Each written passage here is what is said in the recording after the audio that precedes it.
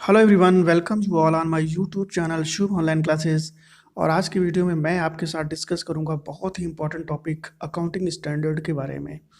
Accounting standard क्या होता है, इसकी क्या एप्लीकेबिलिटी है, कितना ये बेनिफिशियल है, क्या ये सभी संस्थाओं के लिए एप्लीकेबल होता है या नहीं होता है, अकाउंटिंग स्टैंडर्ड बोर्ड क्या होता है, अकाउंटिंग स्टैंडर्ड कौन कौन से हैं, इन सब का डिस्कशन हम इसी लेक्चर में करेंगे। तो स्टार्ट करते हैं वीडियो को। अकाउंटिंग स्टैंडर्ड के बारे में आपसे मैं कुछ बातें पहले बता देता हूँ। एएस होता क्या है? एएस का मतलब होता है नॉर्म्स बनाना। नॉर्म्स यानी रूल्स एंड रेगुलेशन बनाना, गाइडलाइन बनाना। ये काम होता है अकाउंटिंग स्टैंडर्ड का। अकाउंटिंग स्टैंडर्ड को पहले हम नाम से जानते थे गाइडलाइन नोट्स के। जब ये अकाउंटिंग स्टैंडर्ड बना है, इसके पहले हम इसको गाइडलाइन नोट्स के नाम से जानते थे। तो ये काफ़ी इंपॉर्टेंट क्वेश्चन है। गाइडलाइन नोट्स, अकाउंटिंग स्टैंडर्ड का पहले क्या नाम था? वो था गाइडलाइन नोट्स। अब बात करता हूँ अकाउंटिंग स्टैंडर्ड की। तो अकाउंटिंग स्टैंडर्ड क्या है? ये एक नॉर्म्स करता है या गाइडलाइन बनाता है। किसके लिए बनाता है? सभी कंपनियों के लिए। कौन कौन सी कंपनियों के लिए? कंपनियां यहाँ पे दो प्रकार की होती हैं, एक होती है कॉरपोरेट और एक होती है अदर्स कंपनियां। तो इसके डिटेल्स हम अभी आगे देखते हैं कि किसके लिए अप्लीकेबल होता है।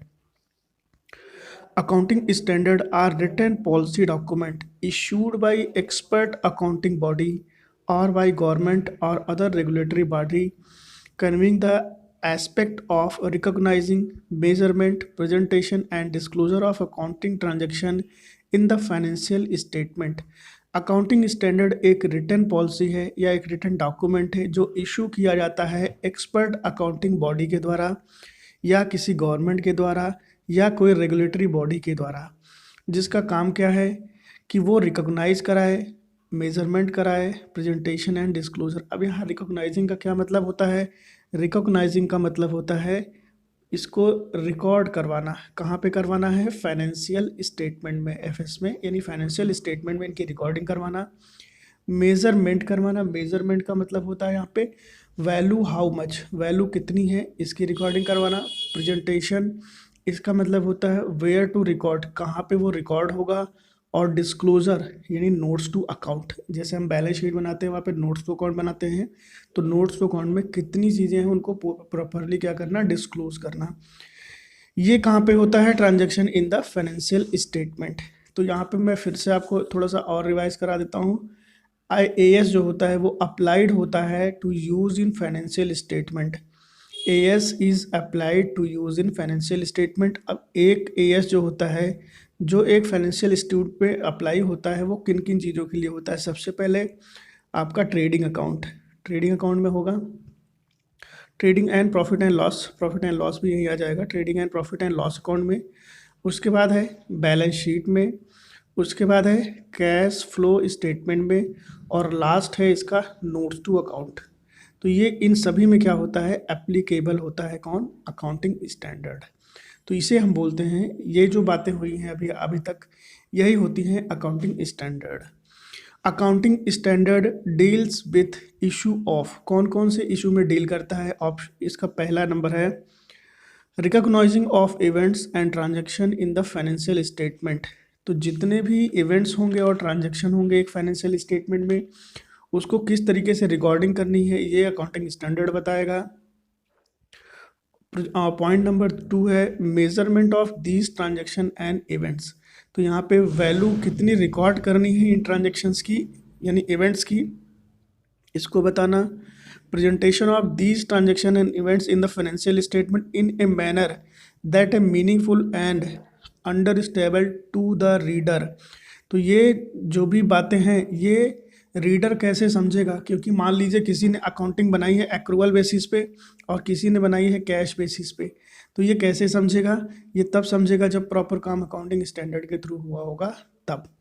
और फोर्थ पॉइंट है to disclose requirement which should be there to enable the public at large at a stakeholder and the potential investor in particular to get its insight into the financial statement are trying to reflect and therefore facilitate them take prudent and information business decision. तो ये सारी की सारी चीज़ें disclose करता है, अपने notes to account में दिखाता है, जिससे स्टेक होल्डर भी उसको देखते हैं, जो भी आउटसाइडर होते हैं वो उसको देखते हैं, इन्वेस्टर उसको देखते हैं और उसके बाद डिसीजन लेते हैं कि उनको क्या करना है उन चीज़ों पे। डिसीजन मेकिंग वहीं से वो करते हैं, बिजनेस के जो डिसीजंस होते हैं वो यहीं से होते हैं। तो ये होता है अकाउंटिंग स्टैंडर्ड। अब अकाउंटिंग स्टैंडर्ड प्रोसेस के बारे में बात करें तो अकाउंटिंग स्टैंडर्ड जो बनाया जाता है वो उसके लिए एक एक्सपर्ट कमेटी बनी हुई है। उस एक्सपर्ट कमेटी को जब द इंस्टीट्यूट ऑफ, जो हमारा अपना इंस्टीट्यूट है, being a premier accounting body, वही प्रीमियर अकाउंटिंग बॉडी है, took upon itself the leadership role by constituting of the accounting standard in 1977। तो हमारा अकाउंटिंग स्टैंडर्ड जो बोर्ड है वो कब बना था? 1977 में बना था। ये क्वेश्चन आपसे अराइज हो सकता है, अकाउंटिंग स्टैंडर्ड बोर्ड कब बना? तो अकाउंटिंग स्टैंडर्ड बोर्ड कब बना है? 1977 में बना है। The ICAI has taken significant to sitting देखिए यहाँ पे ICAI जो है वो मेजर रोल प्ले करता है किसी भी अकाउंटिंग स्टैंडर्ड को बनाने में। और इसके अलावा यहाँ पे कौन कौन सी चीज़ें और हैं जो इसके मेंबर्स है? The composition of ASB include, देखो यहाँ पे ASB का जो कंपोजिशन है उसमें कौन कौन सी चीज़ें इंक्लूड हैं, कौन कौन से बॉडीज़ इंक्लूड हैं, जिसमें ASSOCHAM है, CII है, FICCI है, ये सब इसी के अंदर में आते हैं जो इसके मेंबर्स हैं और ये सब मिल के काम करते हैं, तब ये जाके बनता है अकाउंटिंग स्टैंडर्ड, जो इशू होता है अकाउंटिंग स्टैंडर्ड बोर्ड के द्वारा। और इसको अथॉरिटी किसके पास है? हमारा अपना इंस्टीट्यूट यानी ICAI के पास, वही इशू करता है accounting. International accounting standard board with A view of achieving these object the London based group namely the international accounting standard committee IASC responsible for developing international accounting standard was established in June 1973। तो आपसे देखो यहाँ पे सबसे पहला question क्या पूछा जा सकता है कि इंटरनेशनल अकाउंटिंग बोर्ड कहाँ पे इस्टेब्लिश है? तो भैया कहाँ पे है? लंदन में है। एक बात ध्यान रखिएगा। दूसरा आपसे क्वेश्चन यहाँ पे पूछा जा सकता है IASC का फुल फॉर्म क्या है? इंटरनेशनल अकाउंटिंग स्टैंडर्ड बोर्ड है। ये भी क्वेश्चन अराइज हो सकता है। इसका इस्टेब्लिशमेंट कब हुआ था? जून 1973, यानी जून 1973 में इसका एस्टेब्लिशमेंट हुआ था। इसके आगे है it presently known as international accounting standard board, इसी को हम क्या कहते हैं? IASB, इंटरनेशनल अकाउंटिंग बोर्ड, इसी को कहते हैं। और द IASC यानी इंटरनेशनल अकाउंटिंग स्टैंडर्ड बोर्ड या committee comprise the professional accounting body of over 75 country. कितने कंट्रीज में इसका असर पड़ता है? तो 75 कंट्री में है, जिसमें हमारा अपना इंस्टीट्यूट भी शामिल है। तो ये है अकाउंटिंग स्टैंडर्ड बोर्ड। यहाँ से कई क्वेश्चन अराइज हो सकते हैं, मैं दोबारा से रिपीट कर दे रहा हूँ। IASB इसका फुल फॉर्म है इंटरनेशनल अकाउंटिंग स्टैंडर्ड बोर्ड, और IASC इसका मतलब होता है इंटरनेशनल अकाउंटिंग स्टैंडर्ड कमेटी।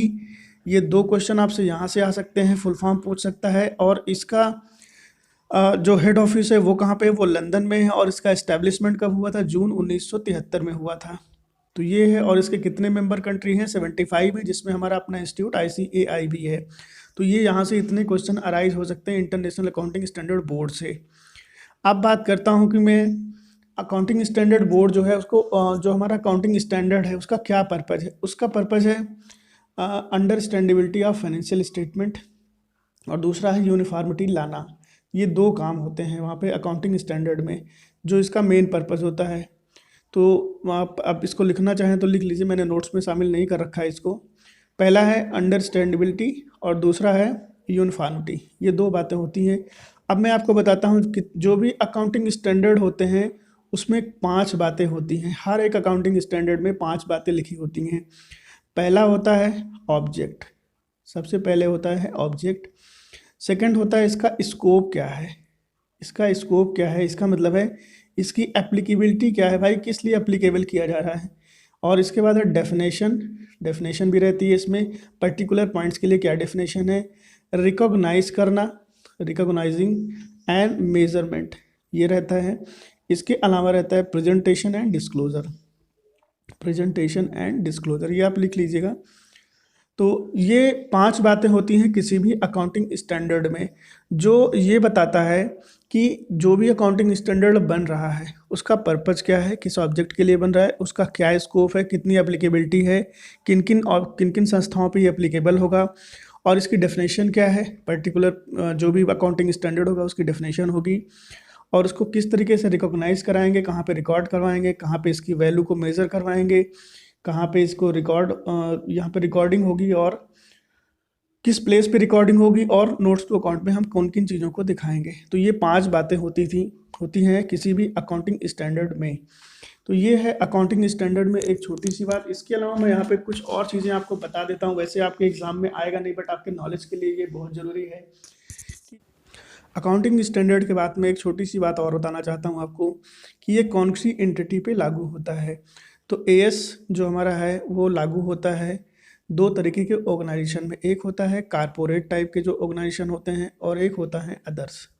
तो यहाँ पे मैं पहले कॉर्पोरेट का डिस्कशन कर लेता हूँ। कॉर्पोरेट में 2 तरीके के ऑर्गेनाइजेशन तो होते हैं। एक होते हैं एसएमसी जिसको बोलते हैं स्मॉल एंड मीडियम कंपनी, और एक होता है नॉन एसएमसी। 2 तरीके की कंपनीज यहाँ पे होती हैं। अब एसएमसी का मतलब होता है कि यहाँ पे जो हमारे अकाउंटिंग स्टैंडर्ड हैं उनमें से कुछ अकाउंटिंग स्टैंडर्ड क्या हो जाएंगे, एग्जम्प्ट हो जाएंगे। और इस वाले में क्या है, जितने भी अकाउंटिंग स्टैंडर्ड हैं नॉन एसएमसी में वो सारे के सारे फॉलो होंगे। अब अदर्स में बात करता हूँ तो यहाँ पे अदर्स में 3 लेवल बन गया है। एक है लेवल 1, लेवल 2 और लेवल 3।